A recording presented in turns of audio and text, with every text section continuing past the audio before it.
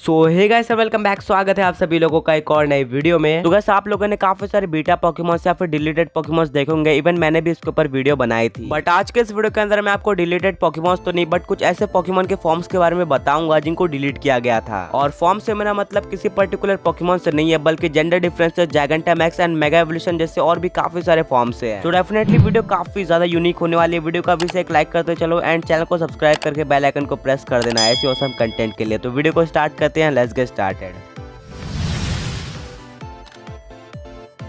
तो स्टार्ट करते हैं नंबर 1 के साथ। Number 1 Arceus. तो आर्कियस एक नॉर्मल टाइप का जनरेशन 4 का मिथिकल पोकेमॉन है और इसको पोकेमॉन वर्ल्ड का गॉड भी माना जाता है। तो जैसे कि हर एक पोकेमॉन के पास एक एबिलिटी होती है वैसे ही आर्कियस के पास मल्टी टाइप एबिलिटी है। अब इस एबिलिटी में जाने के बाद आर्कियस के पास हर एक टाइपिंग के लिए 18 प्लेट्स आ जाते हैं एंड वो जिस टाइपिंग का होना चाहे उस टाइपिंग में चेंज हो सकता है। एंड हर एक टाइपिंग के लिए यानी कि 18 टाइपिंग के लिए उसके पास अलग अलग फॉर्म्स होते हैं जो कि टोटल 18 है। बट जब आर्कियस को इंक्लूड किया गया था पोकेमॉन डायमंड एंड पर्ल में तो उसके पास टोटल 19 फॉर्म्स थे और जो 19th फॉर्म था उसके टाइपिंग में 3 क्वेश्चन मार्क थे और इस टाइपिंग के ऊपर लिटरली कोई भी टाइपिंग सुपर इफेक्टिव नहीं थी। बस एक ही मूव इसको इफेक्ट करता था जो कि था कर्स। और इस फॉर्म को जेन 5 यानी कि यूनोवा में रिमूव कर दिया गया था बट अभी भी हम जेन 4 में इसकी स्प्राइट को देख सकते हैं जो कि कुछ इस तरह का दिख रहा था। एंड जेन 4 के गेम्स में इसको इनकाउंटर करने का एक ही तरीका था जो कि था चीट कोड के थ्रू। एंड उसके अलावा आप इसको नेचुरली बिल्कुल भी इनकाउंटर नहीं कर सकते और ना इसके पास कोई ऐसी प्लेट होती है। तो इस टाइपिंग या फिर इस फॉर्म के लिए इससे ज्यादा कुछ इन्फॉर्मेशन नहीं है। हो सकता है कि ये टाइपिंग या फिर ये फॉर्म स्पेशली आर्चर्स के लिए हो जिससे वो और ज्यादा पावरफुल हो सके एंड ऑफ कोर्स सर वो गॉड लेवल की पावर रख सके जो कि इसके लिए एक्सक्लूसिव हो सकती थी। बट पता नहीं कि उसको बाद में रिमूव कर दिया गया या फिर स्क्रैप कर दिया गया।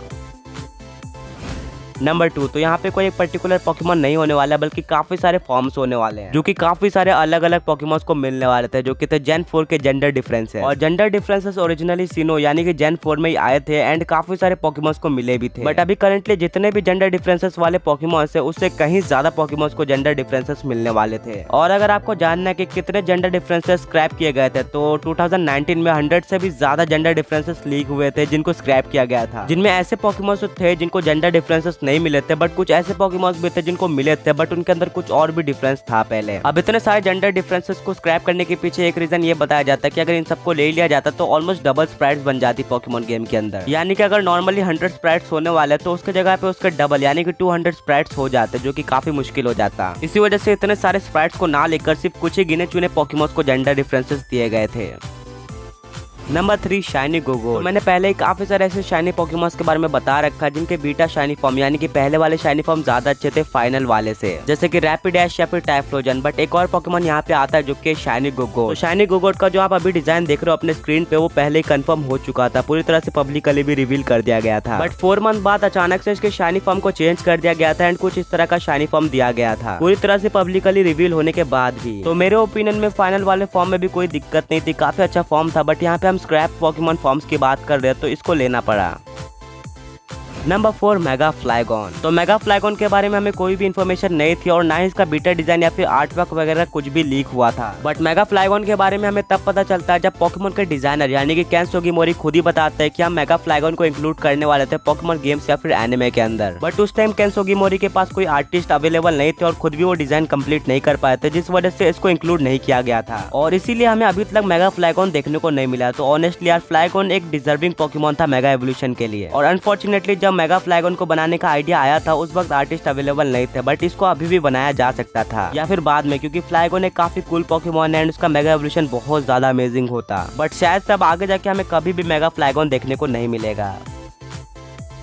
नंबर 5। तो यहाँ पे एक पूरी तरह से स्क्रैप पोकेमॉन आता है जो कि आता है जनरेशन 2 यानी कि जोटो से। और ये पोकेमॉन कुछ इस तरह का दिखता था जो कि पॉसिबली सुइकून और राइको का फ्यूजन था। और इस पोकेमॉन को उन्हीं ने डिजाइन किया था जिन्होंने ऑफिशियली लेजेंडरी बीस्ट ट्रियो यानी कि राइको, एंटी एंड सुइकून को डिजाइन किया। और उन्होंने अभी तक ये कंफर्म नहीं किया कि ये राइको या फिर सुइकून का फ्यूजन होने वाला था या फिर ये ओरिजिनल पोकेमॉन था जिसके डिजाइन को देखकर 2 सेपरेट पोकेमॉन यानी कि सुइकून और राइको को बनाया गया था एंड फिर जाके इसको स्क्रैप कर दिया गया। बट अभी तक ये बिल्कुल भी कंफर्म नहीं है कि इसको क्यों बनाया गया था या फिर ये किस लिए बनाया गया था। तो आगे बढ़ने से पहले एक पॉक क्विज। तो ऐश के किसी भी एक स्टील टाइप पोकेमॉन का नाम बताओ। और नंबर 6 व्हाइट पीचू। तो अगर आप लोग सोच रहे हो कि ये पीचू किसी शाइनी पीचू का बीटा वर्जन होने वाला था, तो नहीं, ये बीटा वर्जन नहीं था शाइनी पीचू का। बल्कि अगर आप लोगों ने पोकेमॉन हार्ट गोल्ड या फिर सोल सिल्वर खेला है तो उसके अंदर आपको एक इवेंट पोकेमॉन देखने को मिलता है जिसका नाम होता है स्पाइकी ईयर्ड पीचू। तो इसी स्पाइकी ईयर्ड पीचू के जगह पे, जो कि काफी रेयर होता है, व्हाइट पीचू होने वाला था। और ये रिवील किया था शोको नाकागावा ने, जो कि जापानीज में एक पोकेमॉन शो की होस्ट हैं। और उन्होंने सिर्फ बताया नहीं था बल्कि उन्होंने आर्ट वर्क भी रिवील किया था, जो कि आप अभी स्क्रीन पे देख रहे हो। और उन्होंने ये भी बताया था कि इसके रिलेटेड काफी बड़े बड़े प्लान्स भी थे एंड ये स्पाइकी ईयर्ड पीचू के जगह पे आने वाला था इवेंट ओनली पोकेमॉन की तरह। बट एट लास्ट इसके पीछे का अभी तक कोई भी कंफर्म रीजन नहीं पता चल रहा है कि व्हाइट पीचू को स्क्रैप करके क्यों स्पाइकी ईयर्ड पीचू को बनाया गया था। और इसके पीछे का रीजन डिजाइन नहीं हो सकता, क्योंकि डिजाइन के मामले में व्हाइट पीचू बहुत ज्यादा अच्छा था स्पाइकी ईयर्ड पीचू से।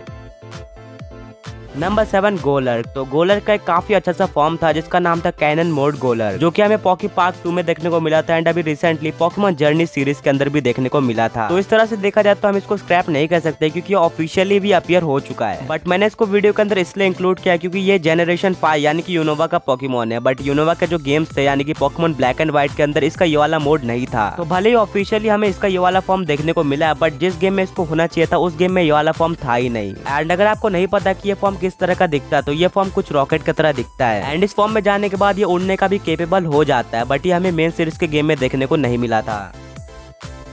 नंबर 8 शेलोस और उसका एवोल्यूशन यानी कि गैस्ट्रोडॉन। तो मैंने अपने पिछले वीडियो में ही बताया था कि ये जेन 4 के पोकेमॉन्स नहीं होने वाले थे ओरिजिनली, बल्कि जेन 3 यानी कि पोकेमॉन रूबी एंड सफायर के पोकेमॉन्स होने वाले थे। बट फिर आगे जाके कुछ रीजंस की वजह से जेन 4 में इंक्लूड किए गए थे, यानी कि पोकेमॉन डायमंड एंड पर्ल में इंक्लूड किए गए थे। अब इन दोनों पोकेमॉन्स के साथ सिर्फ यही केस नहीं था, बल्कि जब ये जेन 3 में आने वाले थे इनके पास एक काफी अलग सा डिजाइन भी था, जो कि अभी है उससे काफी अलग दिख रहा था। और जो इनका बीटा डिजाइन यानी कि पहले वाला डिजाइन था वो इनके दोनों फॉर्म्स का कॉम्बिनेशन लग रहा था या फिर फ्यूजन लग रहा था। और बिल्कुल राइको और स्वीकुन तरह मुझे लगता है कि इन दोनों फॉर्म्स को भी इसी एक पोकेमॉन से सेपरेट कर बनाया गया था। बट हाँ, भले इन दोनों पोकेमॉन्स को मल्टीपल फॉर्म्स मिल गए थे, बट जो ओरिजिनल डिजाइन था उसको ड्रॉप कर दिया गया था।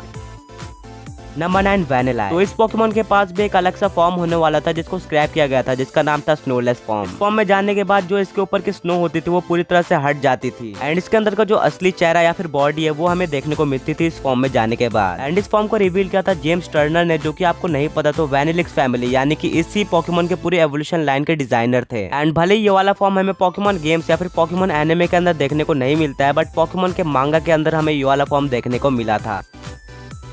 और फाइनली नंबर 10 इटर्नल फ्लावर फ्लोवेट। तो अगर आप लोगों ने पोकेमॉन एक्स एंड वाई खेला है तो आपको इसके बारे में पता होगा। तो इटर्नल फ्लावर फ्लोवेट एक फ्लोवेट का अलग से फॉर्म था एंड स्पेशल फॉर्म था, जो कि सिर्फ और सिर्फ एजी के पास था। एंड अगर आपको नहीं पता कि एजी कौन है तो ये एक पोकेमॉन एक्स एंड वाई का कैरेक्टर है। और इटर्नल फ्लावर फ्लोवेट और एजी ने काफी बड़ा रोल प्ले किया था इस पोकेमॉन गेम के अंदर। तो अभी करंटली ये पोकेमॉन किसी भी तरह से ऑब्टेनेबल नहीं है, मतलब आप इसको पकड़ नहीं सकते। बट इस पोकेमॉन को Pokemon X and Y and even Pokemon Sun and Moon में भी प्रोग्राम किया गया था। एंड इवन इसके पास एक सिग्नेचर मूव भी था जो कि था लाइट ऑफ रियूम। और ऐसे और भी काफी सारे एविडेंस है जिसको देखकर हम ये कह सकते हैं कि इसको डिस्ट्रीब्यूट किया जाने वाला था। या तो इसको एक इवेंट ओनली पोकेमॉन की तरह दिया जाता है या फिर किसी और तरीके से, बट आगे जाके इसको किसी भी तरीके से नहीं दिया गया, यानी कि पूरी तरीके से स्क्रैप ही कर दिया गया था। आज के इस वीडियो के अंदर इतना ही था। अगर आपको वीडियो से कुछ नया जानने को मिला हो तो वीडियो को लाइक कर देना एंड चैनल को सब्सक्राइब करके बेल आइकन को प्रेस कर देना। तो मिलेंगे ऐसे ऑसम कंटेंट के साथ। Until then peace out.